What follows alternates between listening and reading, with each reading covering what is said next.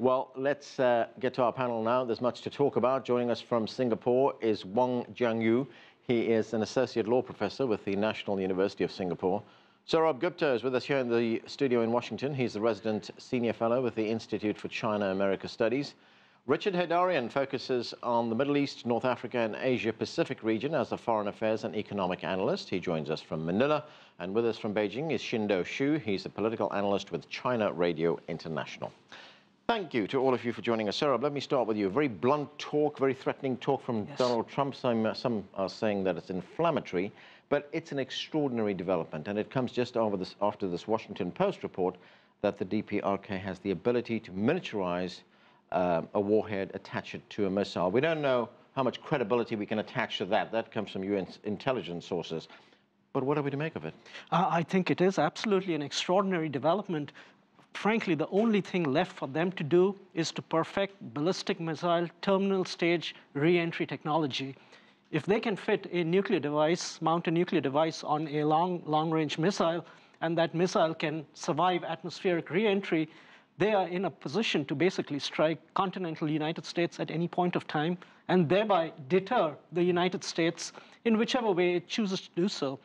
As we've seen previously also, they have road mobile, precision guided, solid fuel capability. So they are in a position also to not deter, to actually engage in war fighting with US forces and their allies in the Pacific theater.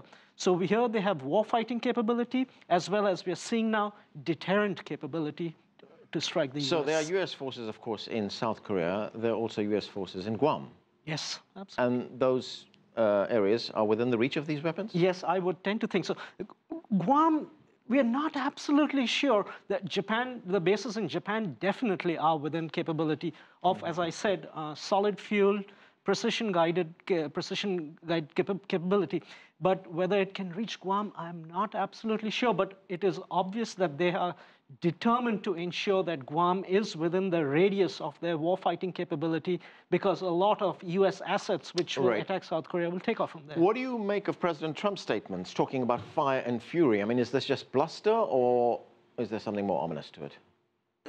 There is an element of bluster, but there's also a significant element of truth. I mean, we haven't yet crossed the Rubicon, but we are getting close to that point. And Donald Trump is saying that he is not going to tolerate this. And this has, I mean, we had it, I think, on this past weekend, National Security Advisor McMaster saying that they don't rule out preventive war against North Korea.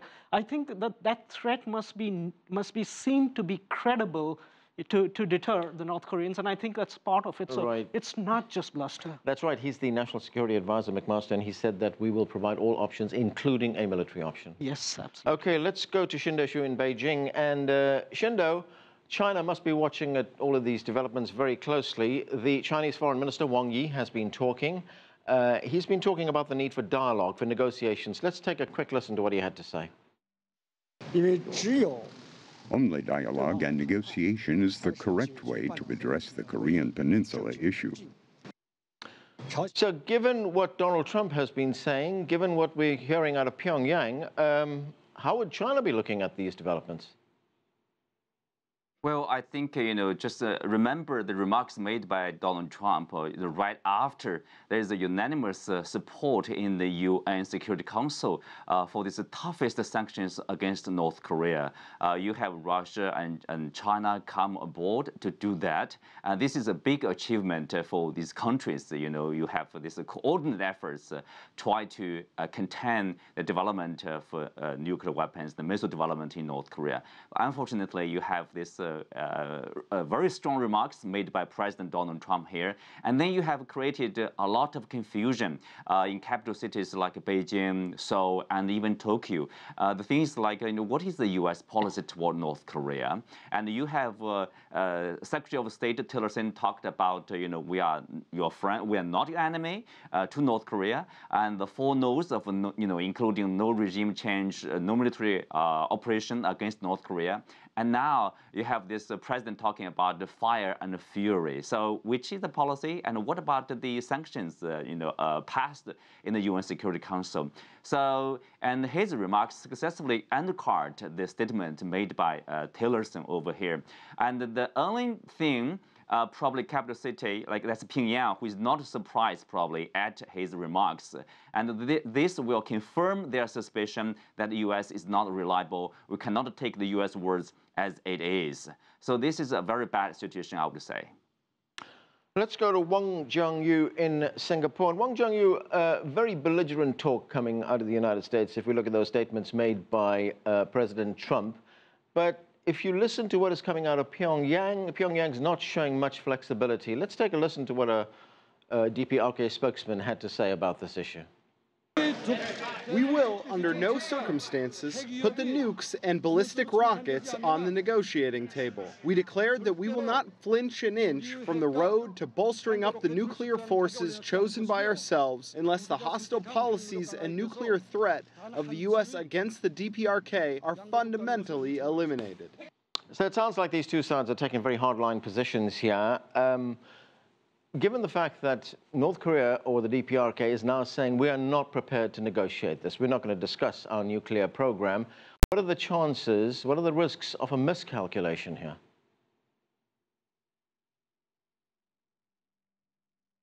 Well, it's as everybody has said, the situation has come to such a critical point, and this is an extraordinary development. But there's no way this is believed to be a surprise. Everybody knows that the DPRK is developing nuclear weapons. The DPRK wants to acquire war-fighting capability for nuclear weapons. And China knows this, the United States knows this, but so far the policies adopted by the major powers are not very consistent, especially the US. And they making such radical furious statement is in the personality of President Trump. And to a certain degree, he's a perfect match to North Korea's dear leader. But it has been confused.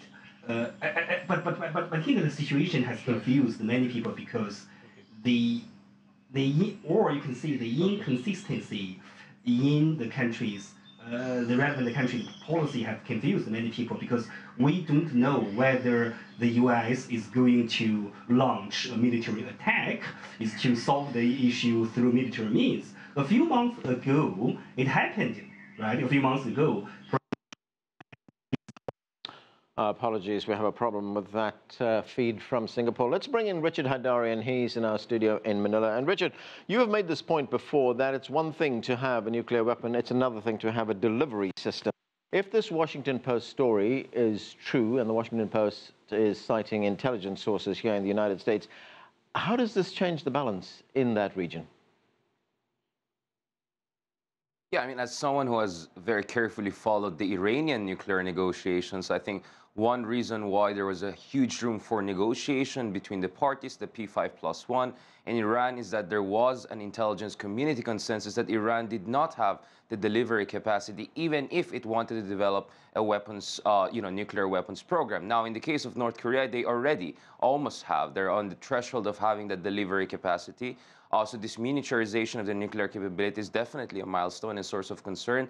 As I always said, there are only three options going forward in North Korea. One is the sanctions regime, just tightening the news around North Korea. But we have to admit, whether we like it or not, it seems that the sanction regime has not worked the way we wanted. Now, we can play a blame game, which country or which countries were not doing their part of the bargain. But the reality is that North Korea was determined, and they're getting exactly what they wanted, which is that deterrence capability against, strikes from abroad or some sort of regime change approach. Well, there are other two options now forward. The other option, of course, is preemptive strike, but that assumes that the United States forces have sufficient intelligence and capability to neutralize North Korea's launching ability. And I think that is something that's still up for debate. If you look at the statements by Secretary of Defense James Mattis over the past few months, he's saying, I'm still studying what are our best options forward. So President Trump maybe wants to talk about fire and fury, but people in the Pentagon are still scratching their head whether the preemptive strike is the best way forward and whether the preemptive strike will not lead to a sacrificial lamb, because we know that even if you may be able to neutralize North Korea's ability to strike, let's say, U.S. or Japan, then always South Korea or Seoul could be also the sacrificial lamb if North Korea decides to retaliate by using its chemical weapon artillery shells. And Seoul is just across the border, it's just near. So I think South Koreans are also in a very tough position right now, of course, with their new president in. So that brings us to the third option, which is what Moon Jae-in, the new president of South Korea, who's actually of North Korean descent, want, which is negotiation forward as some sort of a diplomatic arrangement whereby the international community reassures North Korea that regime change is not an option, that they would accept North Korea as an existing nuclear power. This is very politically controversial, but I think we're reaching that very difficult period whereby we have to negotiate and on terms whereby we cannot impose our will on North Korea, and it should be on terms that is mutually beneficial. So whether we like it or not, we are reaching two difficult options. One is preemptive strike, and the other is negotiation with a full-fledged nuclear power. Sourabh, talking about South Korea and Seoul, its capital, it would be the country and the capital that is most vulnerable if hostilities does break out on the Korean Peninsula. To what extent can we get an idea of how serious this threat is from the manner in which South Koreans are behaving right now? In my estimation, I think that is perhaps the best metric to gauge the level of threat on the peninsula and the imminence of outbreak of hostilities. The South Koreans are in the firing line, Seoul particularly, 20 million people, and they are obviously not out there to be sacrificial lambs. And so when we understand that there's real panic in Seoul, or that level of panic. And we're not seeing that right now. No, absolutely, we're not seeing that right now. Yeah. There's obviously concern, but nothing coming even remotely close to panic. Of course, the South Korean government cannot operate on the basis of Seoul's citizens because it needs to take a much more serious evaluation, because if there is outbreak of hostilities, they are going to be responsible for their actions, what they did and what they did not do. But I think it's very important to just see Seoul, see the citizens of Seoul, see how they're reacting, see how they're behaving. There are a lot of American and Japanese in Seoul, and they too need to be evacuated in these circumstances, and that raises a whole different set of issues. So I think it's useful to also gauge the level of tension or just the way the citizens of Seoul react to this situation. And I don't think they actually see that this has come to that stage as yet. All right, Qinduo Xu, if we listen to what Donald Trump has said, there is one view here in the United States that what he's saying is meant to put pressure on China to do more to resolve these tensions on the Korean Peninsula. What can China do? China has already acted on this. It's put proposals on the table. Those proposals have been rejected, the so-called dual suspension proposals. But what else can China do? Well, exactly. If you look at this, so-called latest round of sanctions from the UN Security Council, this is called the toughest sanctions. Actually, it's going to cut 1/3 of the foreign reserve earned by North Korea by exporting the fish products and sea products and also mineral resources and coals. That's mostly to China. So China will suffer the most in terms of this economic relationship with North Korea. But also remember, there's increasing unhappiness or dissatisfaction from North Korea to China. They are even talking about the threat against China. They say their missiles can always change directions. Instead of flying to Washington, to west coast of United States, they can fly to Beijing. So China is actually suffering, is sacrificing the most so far. And of course, for the goal of denuclearization in this region, but also for the goal of cooperation with the United States. I'm not sure there is much more China can do. Remember, this is a very harsh reality. I think we have to accept that North Korea has a nuclear capability. They have the delivery tool, and we have to accept the reality and then to engage this country and talk to this country to freeze their nuclear development, and then we can see from there what we can do, basically to make sure that we will not make irrational choices in terms of their foreign policy. Okay, we need to take a break right now. When we come back, we'll turn to the just concluded meeting of ASEAN foreign ministers in Manila. Stay with us, you're watching The Heat.